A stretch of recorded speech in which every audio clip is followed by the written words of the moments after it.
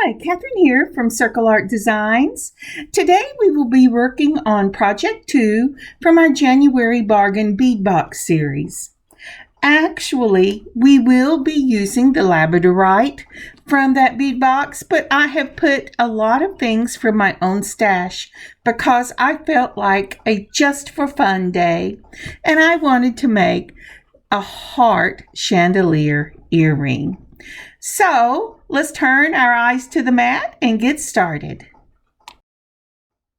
As always, whenever I turn my eyes to the mat, I see the give thanks to the Lord on my work table, and I have a big give thanks to the Lord today.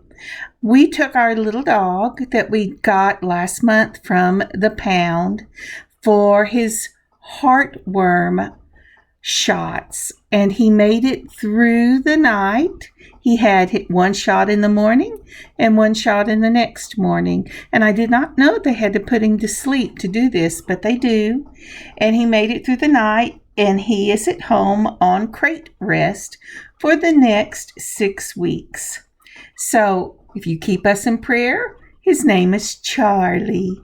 Thank you so much. All right, now then, let's put down our blue mat.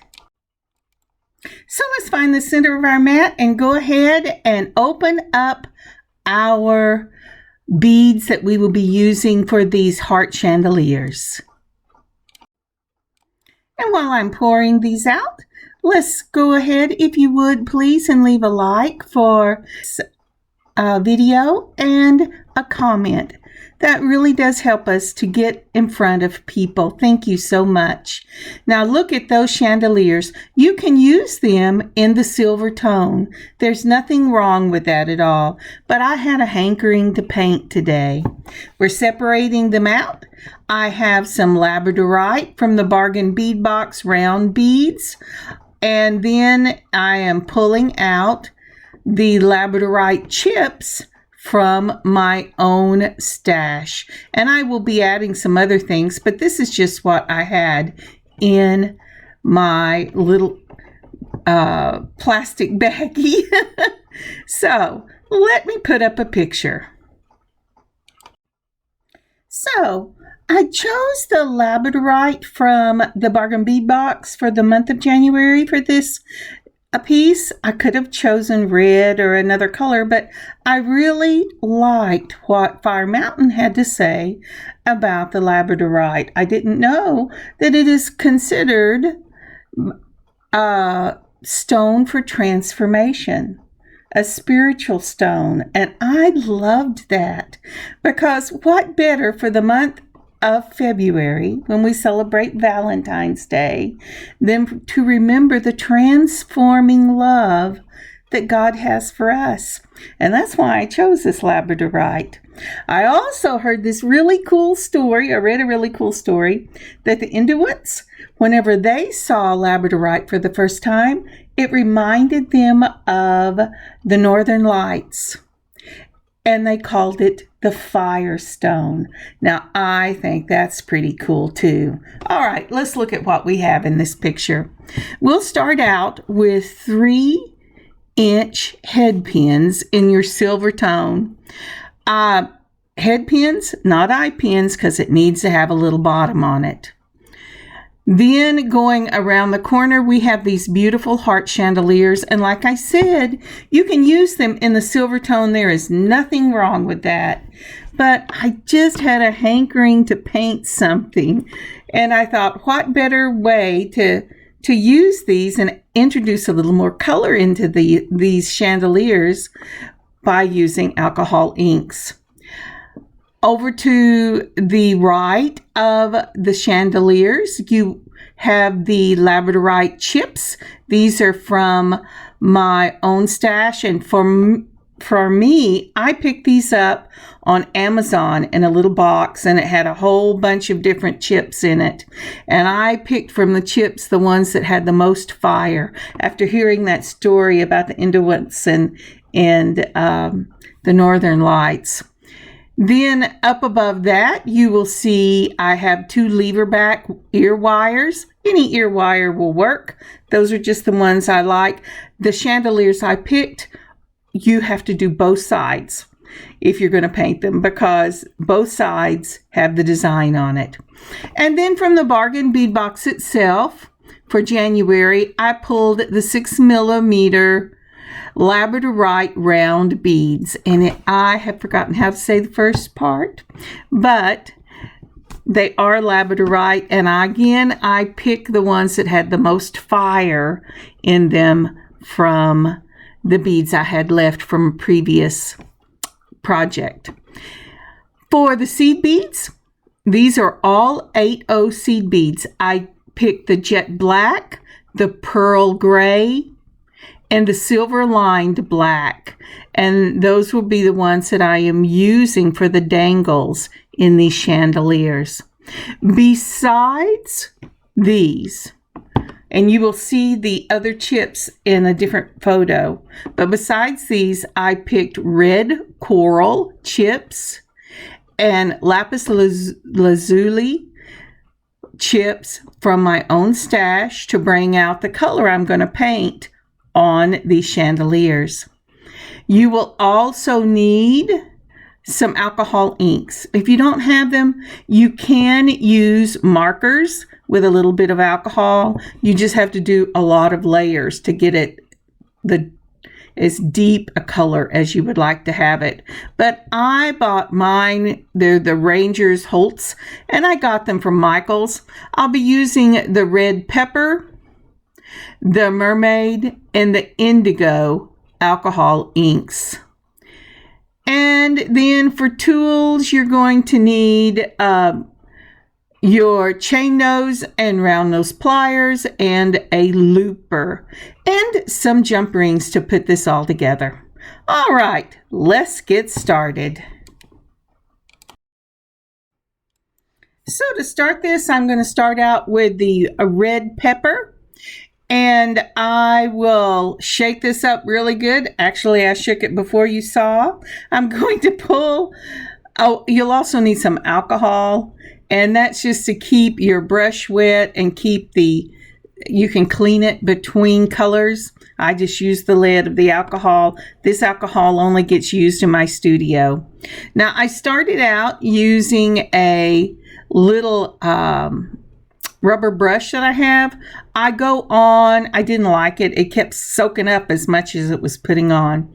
But after I've shaken the red pepper, I put a little drop on a silicone mat. I have put a piece of paper underneath my piece. And then I am going to start painting my heart with this red pepper.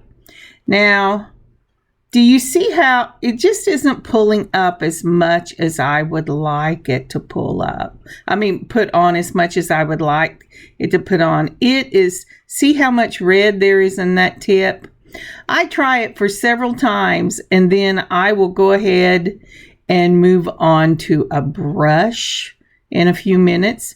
But if all you have is a rubber tip, or all you have is a paper, I'm sorry, I can't think of what it is, a Q-tip, then that's okay.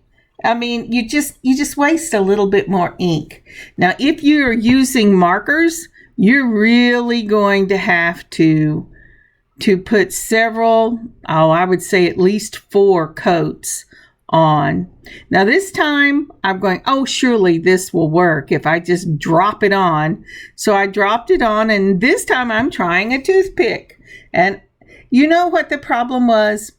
I had straightened up my room and I had not used my brushes since before Thanksgiving, and I had stuck them in a drawer and I did not know where they were. So I am trying to make this work, but I have to tell you, it wasn't very long that I got up and I went and found my brushes, because they have more control over where you're going to put the alcohol ink, and they also have more control about the amount of alcohol ink you get on the piece. And you don't have to put as many coats. But if you are using markers, you take your marker and you just really color the sections you want, and then you use a teeny tiny bit of alcohol to help it flow a little better. Let it dry and do it again. And there's my brush. I finally went, I've got to find my brushes. See how much more ink that lays down? And this ink, the alcohol will evaporate and it will leave that ink adhered to your metal. I really, really love it. So here I am. I am painting, or just finished painting with the red. I didn't really need any more, so I'm going to just do several coats. It dries, it evaporates fairly quickly. You just have to not get in a hurry. Usually by the time I've finished one side, I can go back and do the other side. And that's what I'm doing here. Do you see all that ink on my little piece of paper? That's why I put a little piece of paper on my tile. Now, you want to wash your mat and your brush with alcohol when you're through. I have never found that water would actually clear it. So I've cleaned my brush. I'm going to shake my next color, and we're going to go with the next color. Oh no, I'm sorry. We're putting on another color of the red. I just kept doing this until I got it the color that I liked. And then whenever I was through, I flipped it over and I did the other side. And although I did show, because I wasn't sure which one would work best, the other side, I probably will not show it on this video. Because if you see me paint one side, you can always flip it over and paint the other. Maybe I'll just get started on the other side. But so see how lovely that red is getting in there? I really like it.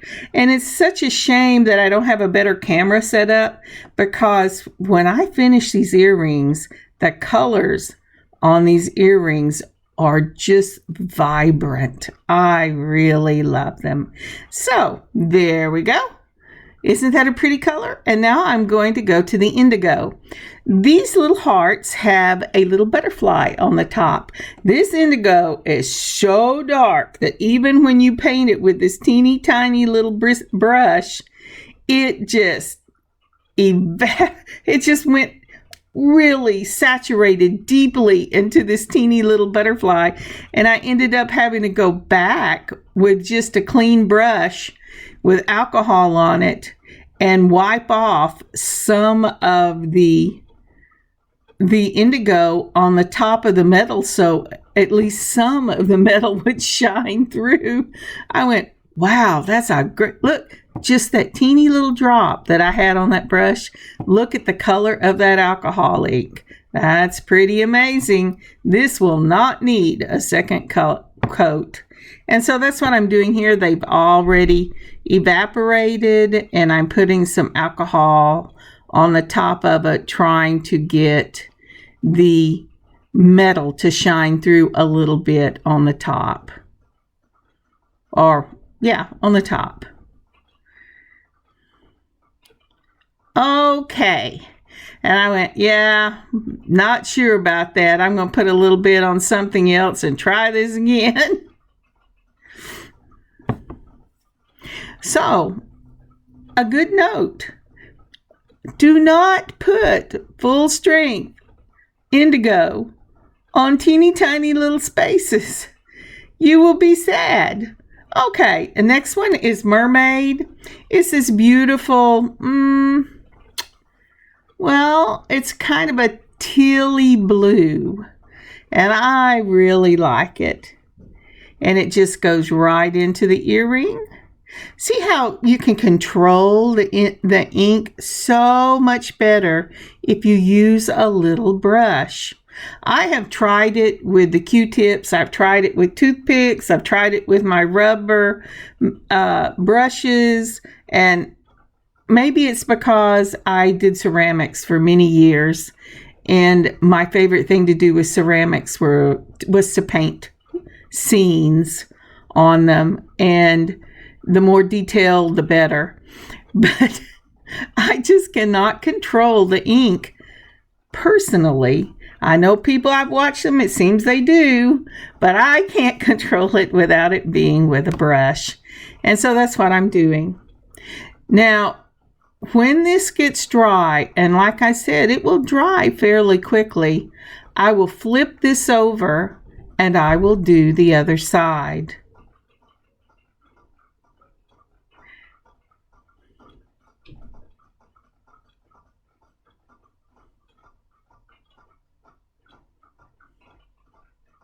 Always make sure you wash your brush in that alcohol as quickly as possible, and that alcohol looks really nasty. But what I am doing is I am washing it, and then I'm wiping it to make sure the color's off and doing it again. Now, isn't that pretty? That is just so pretty. I just love that. So, like I said, this project with Bargain Bead Box, I usually try to make something really amazing, for at least what I think is amazing. But these are amazing, but they're just fun earrings. Okay, I'm starting with the mermaid this time on the other side because it is what I still have. It's the newest of the paint, of the ink that I have put out. And as you can see, I just flipped it over and see how quick that was in real time. I did not set it aside, click it off, and start again. But it had dried. I touch it with my finger to make sure it's dry, and I flip it over on my paper on a clean spot, and I'm just going to get started again. I think I'm going to speed this up really quick so that I don't have to cut any of this out, and I'll slow it down in just a minute.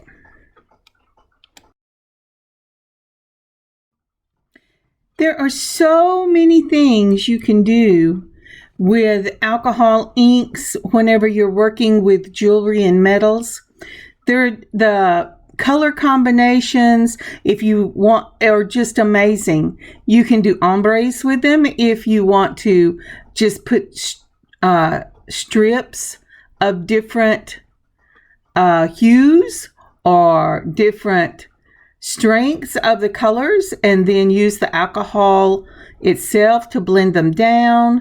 Anything you can do, almost anything. I can't think of anything you can't, but I will say almost anything. You can do with regular paints.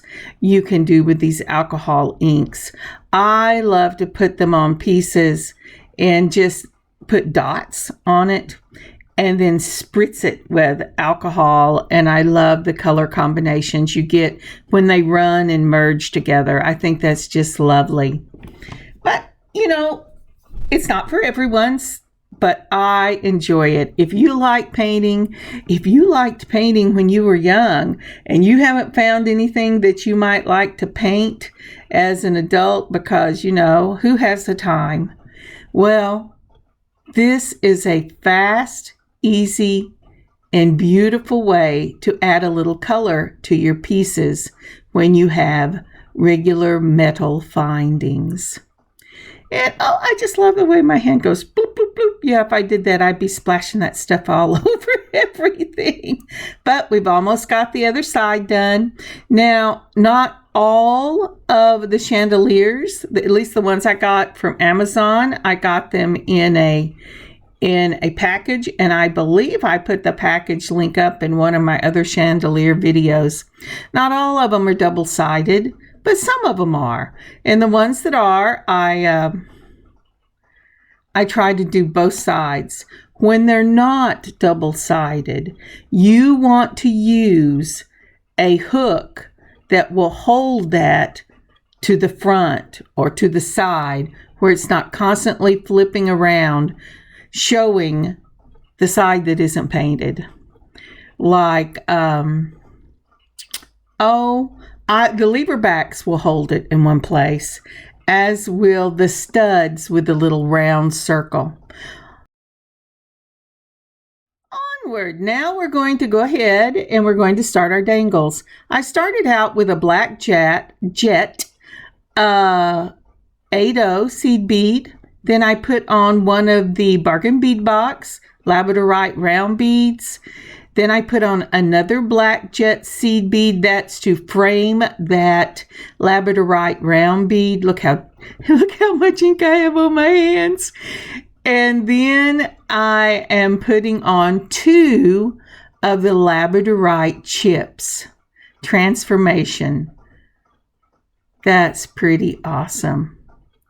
Okay, so the next thing, this is a try, and I did not like it. It was too long for mine. Now remember, we're doing the lapis and we're doing coral to bring out the colors that we painted on, and it was just too long. So then I tried to put the lapis and a coral in 2 instead of 3, and it ended up still being too long.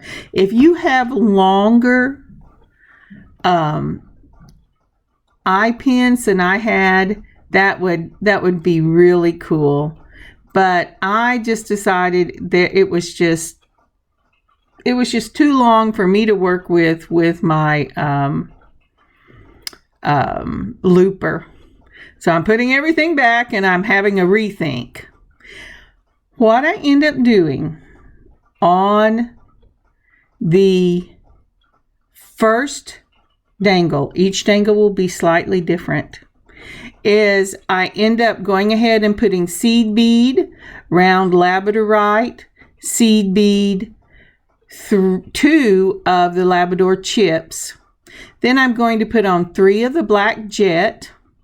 I'm going to put on 1 of the pearl gray, the silver lined black, the pearl gray, and 3 of the jet seed beads. And it's going to look just like that. I have a picture that I am going to put out in just a few minutes after we've done a few of these, so you can see what I'm talking about more clearly. I hope that you stop and take notes on these pictures whenever I do them, if you're going to do this project. I spend, I think, as much time labeling or doing pictures as I do filming. So, but I hope they're a real help to you. I had several comments that they had a lot of trouble seeing everything that I was doing. And so I thought pictures were just a really wonderful way to do that. Now, again, that was a seed bead, the round Labradorite, a seed bead, and 2 Labradorite chips. Now then, it's the exact same thing that we did a while ago. Once I put the 3 seed beads, the gray, the silver lined, the gray, and the 3 seed beads, I have the other side of my chandelier. And when I am making these, after years of trial and error, I like doing likes at the same time, because my brain, I don't know about you, but my brain gets to thinking about something even in the middle of it, and I forget exactly what I'm doing because I'm paying attention to my thought life and not what I'm doing before in front of me. And that can get you in trouble in lots of areas of life. So for this next one, we're going to do the seed bead, the round Labradorite, the seed bead, and 2 of the chip Labradorites. And then we're going to put on 3 of the jet black 80 seed beads. Now I'm bringing in the coral and the lapis. I'm putting 1 coral on and 3 more seed beads. So that will be the second one going towards the middle. And then I will go ahead and make another one just exactly like this. Oh, look at my hand shake. That's because I have it propped on the table, and my hand doesn't like it when it's propped on the table like that, hanging out in midair. And it says, here, let me shake for you. And besides that, I have it sped up just a little bit because it is really boring watching me do this part. Or at least I don't want to bore you by taking too much time. Did you see the shine in that Labradorite round bead? If you didn't, back it up and check it because it's beautiful.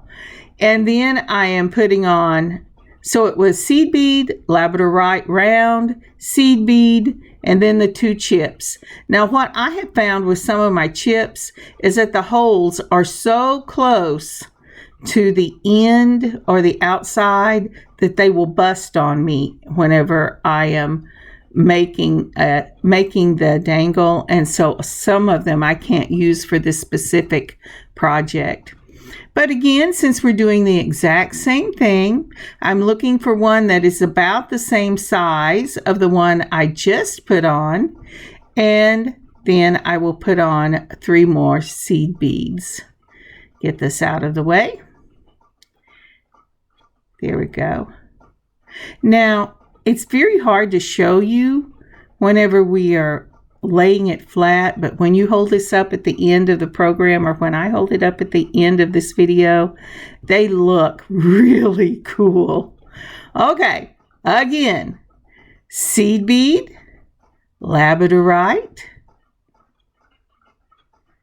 seed bead, 2 chips. I had to choose a slightly bigger chip, so I chose a small one for the second one. And then we're going to put the lapis. See if I can't get it closer. So isn't that pretty? I just love that lapis. But I'm running out of the jet black Ados. Okay. So now the lapis. Nope, it says, nope, I'm not going on there. Oh, it's because I forgot to put the 3 seed beads. And then the lapis, and then 3 seed beads. And that will be number 3 on the side, just like that. Okay. I really like that. Isn't that beautiful? Okay, and then we will go ahead and do another of the lapis, and then for the middle one we will do exactly what we did on the 2 ends. Now you say, why aren't you adding beads? It is because of the way this particular chandelier is made. Do you see how bead that is at the top? That is why I'm going ahead and not adding beads. I'm just doing the same pattern in different beads for each chandelier. Each dangle on the chandelier, because it will come out V'd as long as my chips aren't too terribly big. And this is the picture of what it looks like when you have all of them ready to go.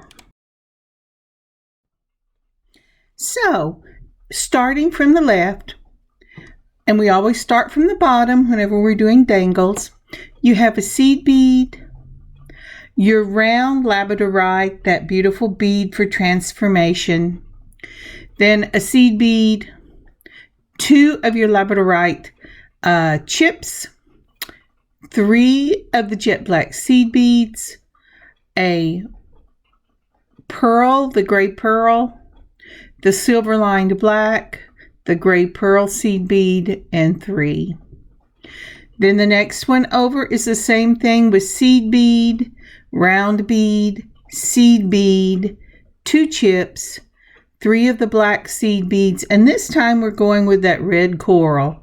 Now something really cool from that Fire Mountain site again is red coral. One of the things red coral is considered to stand for is happiness and wisdom, and I thought, oh, that's great. And then the 3 black seed beads on top of that. The next one going across again is the black seed bead, the round bead, the seed bead, the 2 chips, the 3 black seed beads, and then the lapis. And the lapis is considered, again from Fire Mountain, to be for royalty or strength and courage. And I thought, wow, that is just an amazing combination of chips and stones there. And then we end with the 3 seed beads. And then the middle, again, will be the seed bead, the round bead, the seed bead, the 2 chips, 3 black seed beads, your gray pearl, the silver lined black, the gray pearl, and 3. And then we'll just build out from what we've already done. I think that is an amazing combination for these beautiful, beautiful heart chandeliers. And by the way, I said the top is bead. Well, it is bead, but I was talking about the V at the bottom.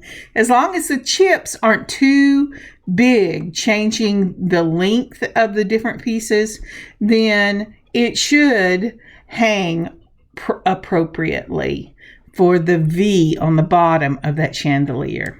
Okay, let's move on. All right, now then, once we have all of those together, it's time to use our looper. And we're going to take that looper, we're going to put it across the jaws. We're going to line up that last seed bead right up to the end, and then just mash the handles together. And let's mash the handles together. And it should make a little loop. Now, one thing that I like to do whenever I'm doing my loopers is once I mash the handle and it clips that wire, I like to push back on it just a little bit so that it makes a question mark shape with the at the end with the circle, so that that's going to sit over the top of your dangles as opposed to off to the side. Now, it looks like, oh, you're thinking, wow, did it close? Well, no, they all didn't. But what I'm doing is I'm doing this step followed by my round nose pliers. And with my round nose pliers, I will go ahead and close these circles. So I've got all of those done. It is time for the pliers. You just mash it down, make sure it's straight, make sure the end is closed just like that. There you go. Make sure, and this is a good time while you're holding it to make sure that your head pin didn't bend and it's not straight. There's one. I'm going to go ahead and do the next one. Just like that. Oh, I slipped. Now, if you can't grab and close these with your round nose, go ahead and use your chain nose. They do have a tendency to grab better because you really want that circle to be completely closed on these. So again, I'm making sure the wire is straight. I put it inside. I'm closing it up, moving it a little bit so it'll sit over the top, and making sure it's closed, and then we go to the next one. See, that's really simple. I just love the loopers. The first time I saw a lady use those, I had been trying to learn to make loops, for about 6 months at that point. And I went, where has this been all my life? And you know, they come in assorted sizes. You just have to decide which one works for you. I have 2 different sizes.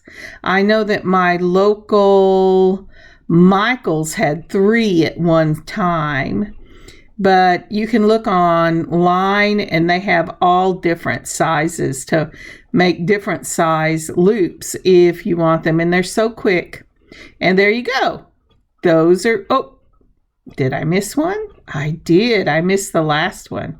Straighten it up, push it down, make sure it's over the loop, and then we'll set it right back down. There you go. Yeah, that one bent a little bit and it's giving me issues. And that one is the one that goes right in the middle. And so just like that. And so I'm going to cut away and we're going to do the next one. And we're back. Now for these, I'm using some 4mm jump rings. Any size jump ring you want to attach your dangles to your chandelier with will work. Sometimes one word doesn't quite get out before the other word decides it's going to help. All right, 2 chain nose pliers or a chain and a curve. Hold it between them, twist the wrist just like you saw me do, and go ahead and put on your dangle and your chandelier. I do not have to worry about a back and a front because they're both the same. Otherwise, I would make sure that my loops were closing in the back, but I'll just make sure that all the loops that close go to the back of the earring when I'm through. Again, once you get that jump ring open, go ahead and put your your dangle on, and then your chandelier, twist of the wrist, and you close it.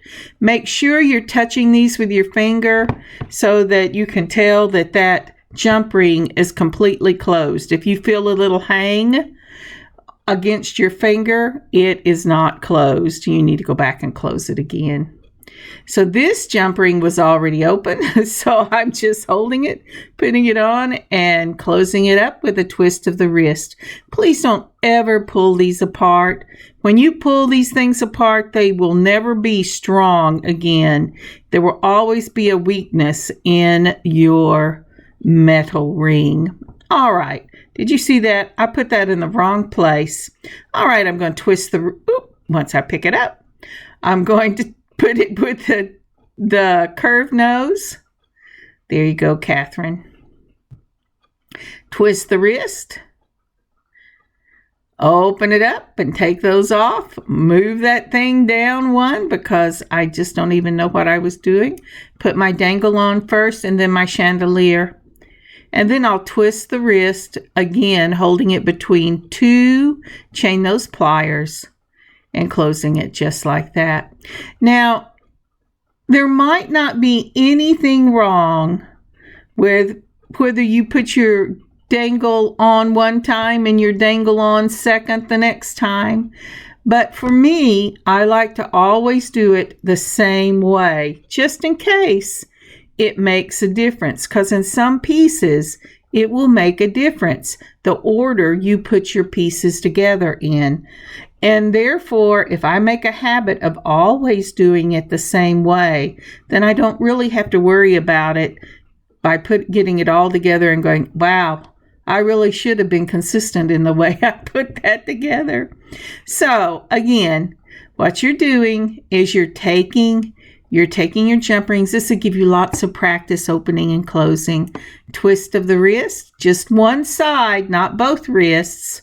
We're not trying to twist it up like a piece of bread dough. We just want to twist one wrist to open it a little bit so you can get it on your dangle and your dangle onto your chandelier. Now, once we finish this part, we will go ahead and put the other one up, and I'll be happy to show you that. But I will not, I don't think you want to watch me open jump rings for 7 times all over again. But like I said, this is really good practice with opening and closing your jump rings.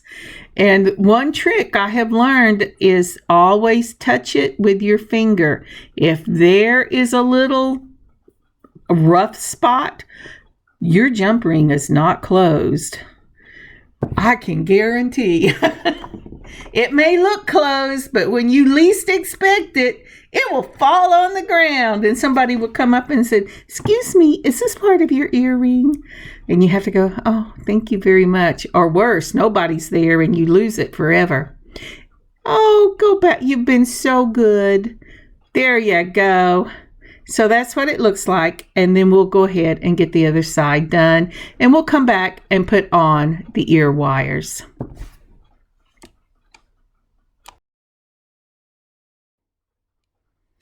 And we're back. So for the ear wire, it's just a matter of opening up your jump ring, putting on your chandelier, and then making sure whatever you've decided is the front is also facing your ear wire is also facing the same. It's kind of like with material, you want right sides together when you're sewing, so your seams will be on the inside. Well, you want to make sure that right sides are together. So first of all, I decided which one I wanted to go on. Then I'm looking for the right side of the jump ring. I'm sorry, my fingers are in the way. And then I put the right sides together. I am making sure that that jump ring is closed, because it wasn't. I felt a little tug on my finger when I rubbed over it. And you're going to do the same thing for the other one. Make sure you have whatever you want is the right side up. Go ahead and put that chandelier on your jump ring, and then making sure the right sides will be together. go ahead and put on your ear wire and close your jump ring. And those are the finished earrings. You know, I thought this would be a shorter video, but I was wrong. It took me a little longer to do the painting than I anticipated. I'm glad I only did one pair. Have a wonderful weekend, y'all. Thank you for joining me on this beading adventure. I hope you have a great beading adventure of your own this weekend. I have had so much fun with these earrings, and I just hope that whatever you're doing, it will lighten your heart and fill you with joy. I will put up pictures at the back. Thank you again. God bless you. I will see you next week. Bye, y'all. Kathryn, circleartdesigns.square.site. Oh, or our new one, which is circleartdesigns.net. It takes you to the Circle Art Design Square site, but they gave me my own little thing. How about that? God bless. Bye, y'all. See you next week.